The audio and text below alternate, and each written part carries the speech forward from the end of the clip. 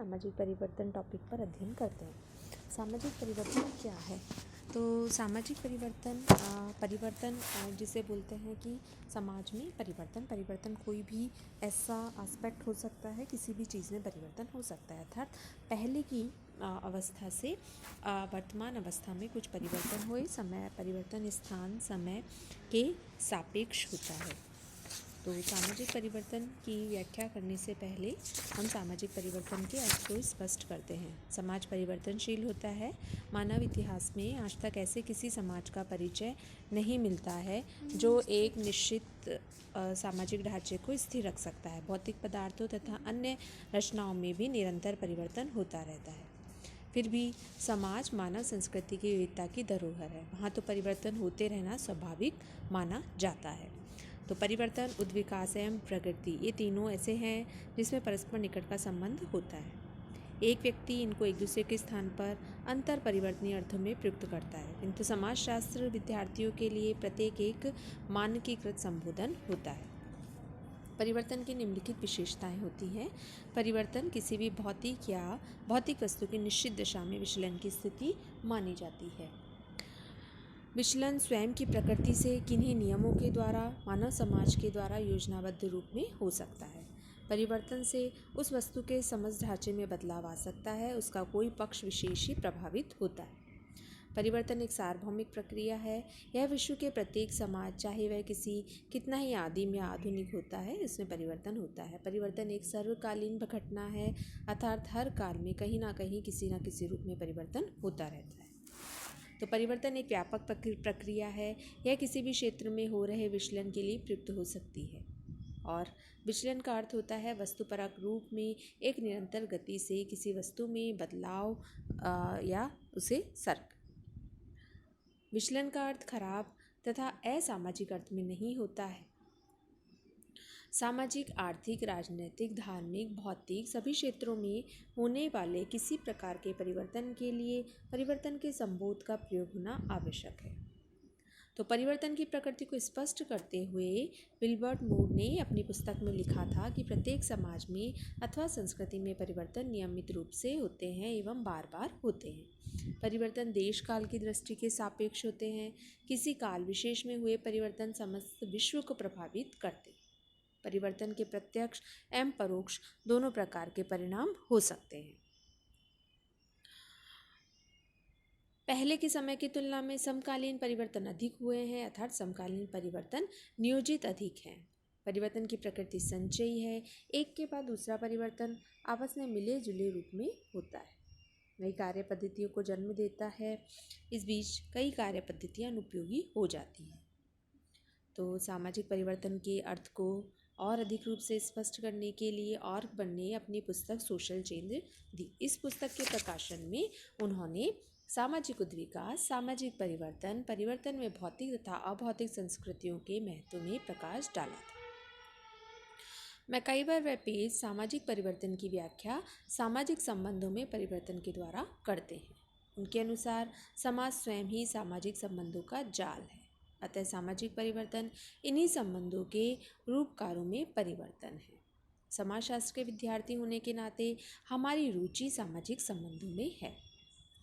तो Kingsley Davis का मत अनेक अर्थों में पूर्णतः समाजशास्त्री ही है। डेविस ने सामाजिक परिवर्तन को संरचनात्मक प्रकारात्मक दृष्टि से देखा।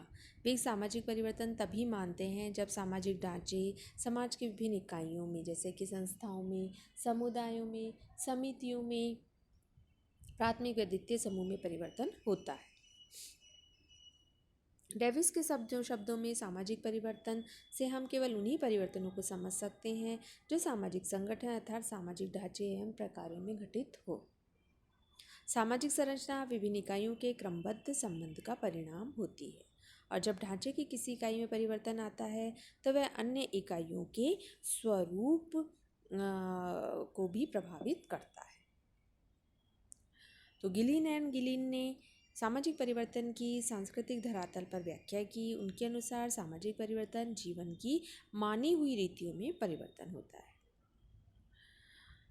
इनमें मान्यता प्राप्त रीतियों में परिवर्तन को सामाजिक परिवर्तन कहा गया है। अर्थात सही रूप में देखा जाए तो जीवन की मान्य रीतियाँ, तरीके जीवन के समग्र तरीके या ढंग का दूसरा रूप होता है। अर्थात इसका तरीका जो है हमारी संस्कृति है। तो समाज और इसमें सामाजिक परिवर्तन की गिले ने कुछ विशेषताएं भी बताई हैं। इन्होंने स्पष्ट करा है कि सामाजिक परिवर्तन समाज की संरचना तथा उसके प्रकारों में परिवर्तन है। इसी प्रकार विल्बर्ट मूर ने भी परिवर्तन को स्पष्ट करा है कि प्रत्येक समाज में तथा संस्कृति में परिवर्तन नियमित रूप से एवं बार बार होता है। परिवर्तन देश काल के सापेक्ष होता है, किसी विशेष काल में समस्त विश्व को प्रभावित करता है एवं परिवर्तन प्रत्यक्ष भी होता है एवं परोक्ष भी हो सकता है।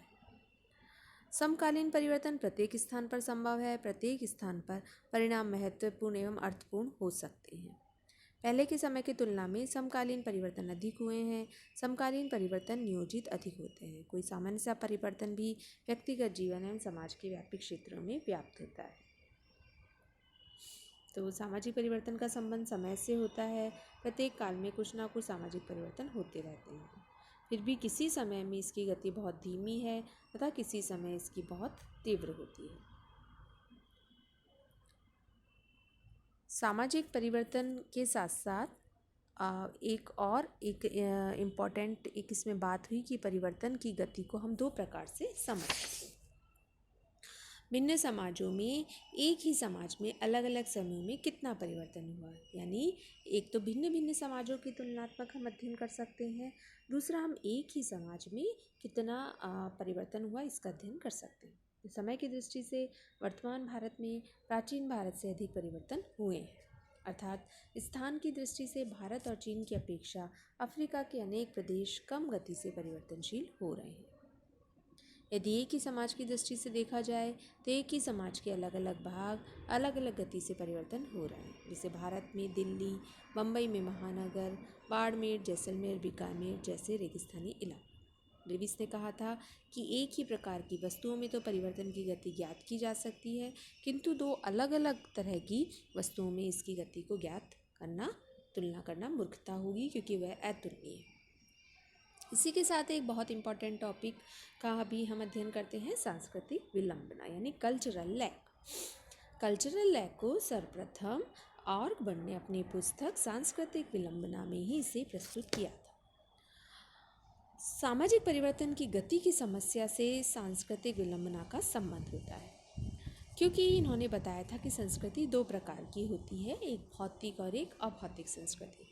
भौतिक संस्कृति में तकनीकी प्रविधि तथा अन्य भौतिक वस्तुओं को लिया जाता है, जबकि अभौतिक संस्कृति में धर्म, कला, साहित्य आदि को लिया जाता है। तो ऑर्गन के अनुसार कई वर्षों से भौतिक एवं अभौतिक दोनों में विकास हो रहा है, परंतु विकास की दौड़ में भौतिक संस्कृति अभौतिक संस्कृति को बहुत पीछे छोड़ गई है। भौतिक संस्कृति की वस्तुएं जैसे कल पुर्जे, मशीन इतनी अधिक आगे बढ़ चुकी है कि इनकी तुलना में अभौतिक संस्कृति के तत्व जैसे साहित्य, कला, धर्म पिछड़ गए हैं। अभौतिक संस्कृति का इस दौर में भौतिक संस्कृति से पिछड़ जाना ही ऑर्गबर्न के अनुसार सांस्कृतिक विलंबना है। ऑर्गबर्न ने विस्तृत स्पष्टीकरण कहा था कि वर्तमान युग में समाज के विकास के साथ साथ उद्योग धंधे इतने बढ़ गए हैं कि उनके मुकाबले में सामाजिक संस्थाएं तथा अन्य धार्मिक संस्थाएं पीछे रह गई। इसी प्रकार मैकाइवर व पेज ने अपनी पुस्तक सोसाइटी में ऑर्गबर्न का खंडन करा। इन्होंने बताया था कि ऑर्गबर्न ने सांस्कृतिक विलंबना को जो रूप प्रकट किया है वह गलत है। संस्कृति का एक भाग पिछड़ता है। उन्होंने अपनी पुस्तक सांस्कृतिक विलंबना के स्थान पर तकनीकी विलंबना का प्रयोग करा। मैकाइवर पेज के अनुसार भौतिक तथा अभौतिक संस्कृति की तुलना करना उचित नहीं है, क्योंकि दो भिन्न वस्तुओं में को इनके बीच समानता नहीं है, उसे कैसे नाप सकते हैं। इसी प्रकार मैकाइवर पेज ने यह भी कहा था कि एक ही प्रकार की संस्कृति के बीच जो अंतर है वह देखा जा सकता है, जैसे कि तकनीकी क्षेत्र में, उद्योग क्षेत्र धंधों में ऐसे भी कोई कारक जो एक दूसरे पर आश्रित है अपने आप को एक साथ सामंजस्य की स्थिति में नहीं रख पाता और वह पिछड़ जाता है। तो इसे सांस्कृतिक विलंबना ना कहकर तकनीकी विलंबना कहना उचित होगा। इस तरह सांस्कृतिक विलंबना के स्थान पर मैकाइवर पेज ने तकनीकी विलंबना, तकनीकी प्रतिबंध तथा संस्कृति संघर्ष का नाम लिया। बोटोमॉर ने का इनके संदर्भ में कहना था कि आधुनिक पूंजीवादी आर्थिक व्यवस्था के विकास से कुछ ऐसे सामाजिक आंदोलनों का सूत्रपात हुआ है जिससे भारतीय परंपरा को नकारा। भारत में निसंदेह जाति प्रथा, राजनीतिक शासन, शैक्षिक प्रणालियाँ, उद्योग धंधों की आवश्यकता की मान्यता में संघर्ष दिखाई देता है। तो आर्गबन के सांस्कृतिक विलंबना के प्रत्यय को सही मान लिया जाए तो बोटोमोर का ये कथन बिल्कुल सही है, क्योंकि आज का पूरा भारतीय ढांचा जो है वो अनुकूल संस्कृति प्रक्रिया में भौतिक संस्कृति तथा उसकी प्रतिपादित मान्यताओं में निरंतर संघर्षरत है। तो इस प्रकार से सामाजिक परिवर्तन के हम इस एस्पेक्ट को हमने समझा। धन्यवाद।